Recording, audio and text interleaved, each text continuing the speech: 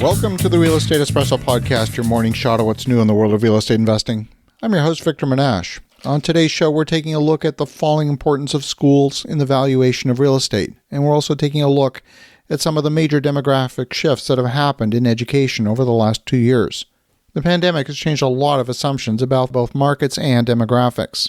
We used to take employment metrics as a given prior to the pandemic. We also used to assume that school enrollment would remain stable according to demographics, and would continue to grow if population was growing. But even as the pandemic is clearly winding down, we're seeing school enrollments fall in many parts of the country. Remote learning has been very hard on children. It's damaged their academic development and it's damaged their social development. The reliance on electronic learning has kept kids glued to electronics for more hours of each day and more than ever before. It used to be the case that real estate values were often influenced by school districts. The better the rating of the schools in the area, the more desirable that district would be from a real estate perspective. But we've seen falling enrollment in schools over the past 2 years. In part has been due to the pandemic. Parents have seen how their children have struggled. It's been difficult to monitor the online classroom. In the end, for many, it's simply been easier and more effective to homeschool rather than try and oversee engagement in an online learning program.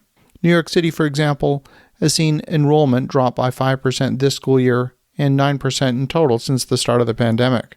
The Minnesota Department of Education reported that public school enrollment declined by an additional 0.3% this year. That's after dropping 2% in the first year of the pandemic. And last month, Oakland, California decided to close several schools because of falling enrollment. The problem is equally apparent at the college level. The number of people who have racked up tens of thousands in student debt to get a liberal arts degree and they're now working as cashiers in retail is staggering.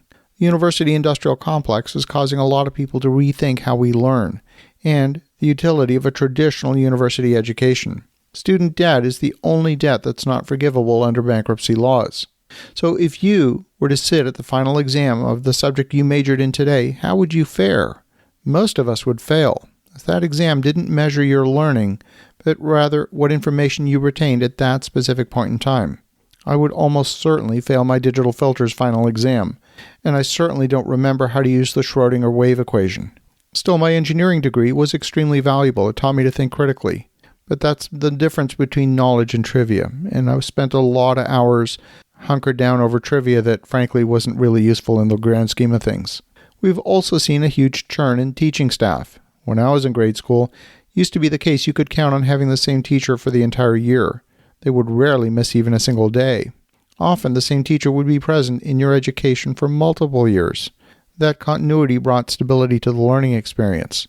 Since 2019, we've seen undergraduate enrollment nationwide fall 8%, putting some colleges in severe financial distress. There's a big disparity among schools, with less selective institutions and those serving low and middle income students seeing the biggest drop in enrollments. Community colleges have seen a 15% drop in enrollment since 2019. The most sought-after schools like the Ivy League schools have returned to pre-pandemic levels of enrollment. Overall, in the kindergarten to 12th grade, employee satisfaction, that is the teachers, has sank to 44% at the end of the pandemic. That compares with 69% at the beginning of the pandemic. That's according to a report from the Center of State and Local Government Excellence. Of the roughly 3.5 million full and part-time school teachers, more than a third, or 38%, said that working during the pandemic has made them consider changing jobs. There's currently 1.3 million substitute teachers across the United States, and presumably, some of these would elect to have full-time positions if they were offered such a position. But we're seeing a large number of teachers resign or retire, and we can expect a portion of those substitute teachers to take the full-time roles, at least for the time being. At the college level, an even higher percentage, about 55% of faculty, have seriously considered changing careers or retiring early. That's according to a separate report from Fidelity Investments and the Chronicle of Higher Education. We're about to see major churn in education. We've seen a huge exodus from the kindergarten to grade 12, and we're about to experience a huge exodus from higher education as well. Schools are adapting the curriculum by decreasing the number of classroom hours in favor of more online learning. A recent report from the World Economic Forum has taken a close look at education. They identified 4 major trends that are taking shape. First one is no surprise, and that is distance learning from anywhere. Clearly, online is taking a bigger role in education across the board. Number 2, replacing lectures with active learning, and this is something that I think is very positive. Number 3, teaching skills that are going to remain relevant in a changing world and spending less time on trivia. That too is positive. And number 4, using other assessment methods apart from a high-stakes exam. When performing due diligence, we often look at what's in the neighborhood. Oh, there's a school next door, or there's a university nearby. These are amenities that are often assumed to be there as fixtures in the community.